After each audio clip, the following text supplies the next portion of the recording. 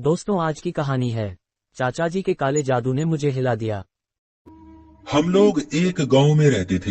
हमारा गांव एक जंगल के बीच में था, इसलिए मैं बचपन से ही निडर और बहादुर थी। मुझे किसी चीज से डर नहीं लगता था। मैं 4 भाइयों की इकलौती और लाडली बहन थी। मेरे भाई भी काफी बहादुर और दिलेर थे। वो लोग अक्सर रात को शिकार के लिए निकल जाया करते थे। हमारा गांव इस बात के लिए भी मशहूर था कि यहाँ किसी आत्मा का साया था, और आसपास के लोग यहाँ आने से डरते कि यहाँ आधी रात को आवाज आया करती है। मगर मुझे इस बात से बिल्कुल भी डर नहीं लगता था। अक्सर मेरी दूसरे चाचा की बेटियां मुझे निडरता की वजह से बड़ी हैरानी से देखती और उसका कारण पूछती, मगर मुझे खुद नहीं पता था। मेरे अंदर अजीब सी बेखौफी थी। शायद भाइयों के साथ रहने की वजह से मेरा दिल भी मर्दों की तरह ही मजबूत और स्थिर था। मेरे चाचा जी शहर में नौकरी करते थे, तो उनकी फैमिली भी उनके साथ ही वहां चली गई थी। वो लोग काफी डरपोक हो चुके थे। एक बार मेरे चाचा जी और उनके बच्चे गांव में छुट्टियां गुजारने आए, तो उन लोगों को वही आवाजें आई, तो वो लोग तो डर ही गए। उनके डरने का मैंने और मेरे भाइयों ने खूब मजाक उड़ाया। अगले दिन मेरी कजन ने बताया कि शहर में जो उनका घर है, उसके ऊपर वाले पोर्शन में एक ही कमरा है, और चाचा जी उन लोगों को वहां जाने नहीं देते। मुझे जानकर बहुत हैरानी हुई। तुम लोग खुद वहां क्यों नहीं जाते?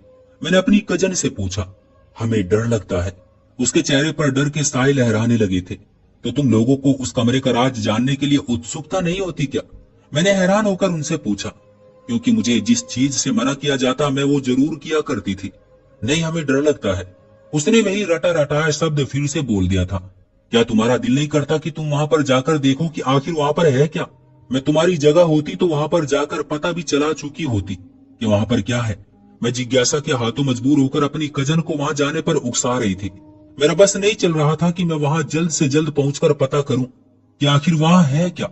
बाबा बताते हैं कि वहां पर बुरी आत्माओं का साया है, और तुम्हें पता तो है ना कि मुझे उन चीजों से कितना डर महसूस होता है। मेरी कजन ने कांपती हुई आवाज में बताया। तुम बिल्कुल डरपोक हो, मैंने मुंह बनाते हुए कहा। तुम जैसी बहादुरी मुझे नहीं आती। वो भी मुंह बनाकर वहां से चली गई। यूं ही कई दिन गुजर गए। मैं एक दिन बैठकर यही सोच रही थी कि आखिर चाचा जी उन्हें वहां क्यों नहीं जाने देते थे। मैं अपने दिल के हाथों मजबूर हो रही थी। मेरा बस नहीं चल रहा था कि मैं जल्द से जल्द वहां चली जाऊं और जाकर पता करूं कि आखिर ऐसा क्या था वहां, जो चाचा जी उनको वहां जाने से इस कदर तीव्रता से मना करते थे। मुझे कॉलेज से जैसे ही छुट्टियां मिली तो मैंने वहां जाने के लिए प्लान बनाना शुरू कर दिया, और मेरे लिए सबसे मुश्किल काम माँ से अनुमति लेना था। मुझे शहर जाना है, चाचा जी के पास। मैंने माँ को देखा, क्योंकि मेरी जिज्ञासा स्वभाव मुझे टिकने नहीं दे रहा था। अगर मेरा बस चलता तो मैं फौरन जाकर पूछ लेती। माँ ने कहा, क्यों, वो कुछ महीने पहले ही तो मिलकर गए हैं। बस छुट्टियां हैं तो मैं चली जाती हूँ, और चाची जी से सिलाई कढ़ाई भी सीख आऊंगी। मैंने कुछ नए अंदाज में उनको मनाने की कोशिश की, क्योंकि सारे खानदान में चाची की सिलाई कढ़ाई के चर्चे थे, और मुझे जरा सी उम्मीद नजर आ रही थी कि ऐसे माँ शायद मुझे जाने दे। मगर ये मेरा वहम था। कोई जरूरत नहीं, यहाँ करीबी सिलाई कढ़ाई का सेंटर है, वहां चली जाना। माँ ने सख्ती से कहा। माँ प्लीज, मैं कभी शहर नहीं गई। मेरा बहुत दिल करता है कि मैं शहर की जिंदगी देखूं। वहां की जिंदगी हमारी जिंदगी के मुकाबले में इतनी अच्छी होती है। मैंने घबराकर जज्बाती अंदाज में कहा। मैंने एक बार मना कर दिया है तो इसका यही मतलब है कि मुझे इस बात पर अब और बहस नहीं करनी। वैसे भी उनके घर बुरी आत्मा का साया है। माँ गुस्से से बोलकर वहां से चली गई। मैं बस मुंह बसोर कर रह गई। मैं उनको कैसे बताती कि इसी वजह से तो मैं वहां जाना चाहती थी। एक हफ्ता गुजरा तो मेरी कजन का फोन आया, और वो भी जिद करने लगी कि मैं उनके पास शहर आऊं। अब मेरा दिल वहां जाने के लिए और बेचैन हो रहा था, मगर माँ से अनुमति लेना दुनिया के सबसे मुश्किल कामों में से एक था, और वो जिस काम के लिए मना कर देती तो उस बारे में बात तक करना भी पसंद नहीं करती थी। मेरे बड़े भाई की माँ से बहुत बनती थी, और उनकी हर बात को वो मान लिया करती थी। अब मुझे अपने भाई को मनाना था। वैसे भी लाडली बहन होने की वजह से मैं जरा सी जिद करती तो भाई मेरी हर बात फौरन मान जाया करते थे। मैंने भाई से बात की तो उन्होंने पहले मना कर दिया, क्योंकि उनको भी माँ की तरह यही डर था कि वहां जाकर कहीं मुझ पर बुरी आत्मा का साया ना हो जाए। मगर मैंने बहुत जिद की तो भाई ने माँ से बात करने की हामी भर ली। उन्होंने जब माँ से बात की तो माँ ने भाई को भी मना कर दिया, लेकिन भाई ने मेरी जिद को जानते हुए उनको कुछ न कुछ कहकर मना ही लिया था। इस तरह कुछ दिनों बाद मैं भाई के साथ वहां जाने के लिए तैयार हो रही थी, क्योंकि चाची ने माँ को पहले ही बता दिया था कि उनके ऊपरी वाली मंजिल पर किसी बुरी आत्मा का साया है। तो इसी वजह से माँ ने मुझे फिर से वार्न करके भेजा था कि मैं ऊपर वाली मंजिल पर नहीं जाऊंगी। मैंने उनको यकीन दिलाया कि मैं वहां नहीं जाऊंगी। मैं शहर पहुंचकर बहुत खुश थी और यह खुशी मेरे हर अंदाज से ही झलक रही थी। वहां पर सबने हमारा शानदार वेलकम किया क्योंकि मैं पहली बार वहां पर गई थी। भाई को 2 दिन वहां पर रहना था तो मैं इसी वजह से ऊपर मंजिल पर नहीं जा सकती थी। मैं भाई का भरोसा जीतना चाहती थी कि मैं ऊपर वाली मंजिल पर नहीं जाऊंगी। इसी वजह से मैंने भाई की मौजूदगी में उनको अपने यहाँ आने के मकसद की भनक भी नहीं पड़ने दी थी। भाई मेरी फितरत से अच्छी तरह वाकिफ थे, इसलिए वो जाते हुए भी मुझे सख्ती से वार्न करके गए थे। उनके जाते ही मैं बहुत खुश हुई कि अब मैं जाकर उस राज को जरूर जान लूंगी। बचपन से ही हॉरर और जासूसी कहानियां पढ़ने की वजह से मेरी फितरत ऐसी हो चुकी थी कि मुझे जिस भी राज के बारे में पता चल जाता तो जब तक मैं उसके बारे में सब कुछ न जान लेती थी मुझे चैन नहीं आता था। और इस तरह कुछ दिन और बीत गए थे। मैंने ये बात नोट की थी कि चाचा जी रात का खाना खाते ही वहां से ऊपर वाली मंजिल पर चले जाते थे। मेरा रोज दिल करता कि मैं चाचा से पूछूं, मगर वो खाना खाने के बाद ऊपर वाली मंजिल पर चले जाते और दरवाजा भी अंदर से लॉक कर लिया करते थे। एक दिन मैंने हिम्मत करके चाचा जी से पूछ ही लिया कि घर के बाकी लोग वहां क्यों नहीं जा सकते, तो उन्होंने यही बताया कि वहां पर बुरी आत्मा का साया है।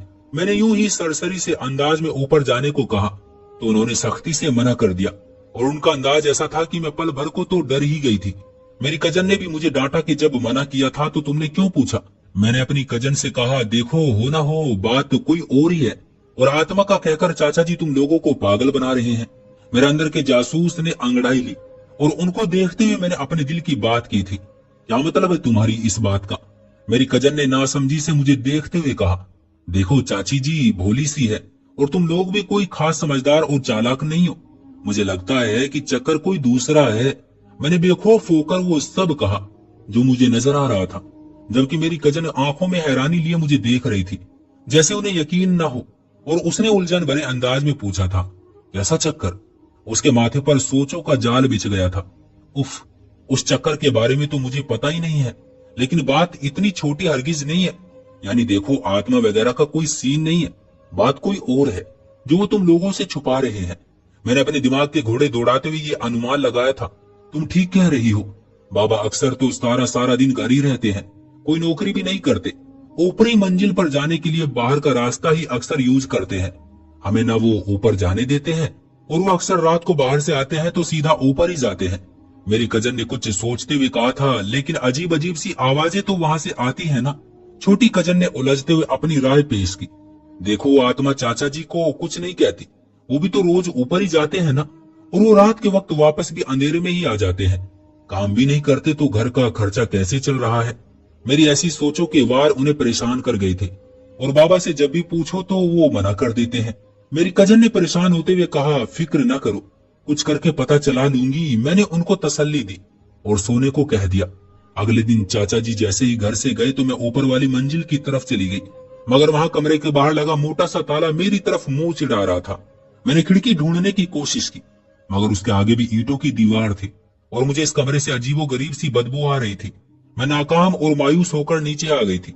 चाचा को अब मुझ पर भरोसा हो चुका था कि मैं ऊपरी मंजिल की तरफ नहीं जाऊंगी, तो वो खाना खाकर जैसे ही ऊपर गए मैं भी उनके पीछे पीछे ऊपर ही चली गई। मैं दरवाजे के पीछे छुप गई थी, मगर वहां इतनी ज्यादा औरतें देखकर मेरी जान निकल गई थी। मुझे समझ नहीं आ रहा था कि वहां इतनी ज्यादा औरतें क्यों मौजूद थी। उसके बाद चाचा उनकी बातें सुनते रहे और दूर होने की वजह से मुझे उनकी बातें समझ नहीं आ रही थी। इसके बाद वो औरतें चली गई, चाचा कमरे में चले गए तो मैं दरवाजे के पास आकर खड़ी हो गई। मगर जैसे ही मेरी नजर अंदर पड़ी तो मेरी जान निकल गई कि वहां अजीबो गरीबी दुनिया बसी हुई थी। वहां खून ही खून था और अजीब से जानवरों के सर पड़े हुए थे। कमरे में परिंदे भी उड़ रहे थे। चाचा काले रंग का जोड़ा पहनकर अजीबो गरीब जानवरों के साथ बातें कर रहे थे, फिर उसी को मार कर उसके खून से कुछ लिख रहे थे। इस टाइम वो कोई आदमखोर लग रहे थे। मेरी सारी बहादुरी और तेज तर्रारी हवा हो गई थी। मेरे जिस्म के बाल खौफ से खड़े हो गए थे। मेरी दहशत से टांगे कांपने लगी थी और बहुत मुश्किल से मैं वहां से नीचे आई। मेरा सारा जिस्म ठंडा पड़ रहा था। मैं उनको नहीं बता सकती थी कि मैंने वहां क्या देखा था। मेरी कजन पूछती रही कि क्या हुआ है, मगर मुझ में बताने की हिम्मत नहीं थी। मुझे बुखार ने आ लपेटा। फिर मैं वापस अपने गांव चली गई और डर मेरी आत्मा से लिपट गया। मैं चलते चलते डर जाया करती थी और फिर चिल्लाने लगती। मुझे पता ही ना चला कि कैसे ये डर मेरे दिल में बैठ गया। मुझे हर चीज से डर लगने लगा था। माँ को तो यही लगा कि मुझ पर आत्मा का साया हो चुका है, मगर उनको हकीकत नहीं पता थी चाचा जी कैसे काम में शामिल हो चुके थे।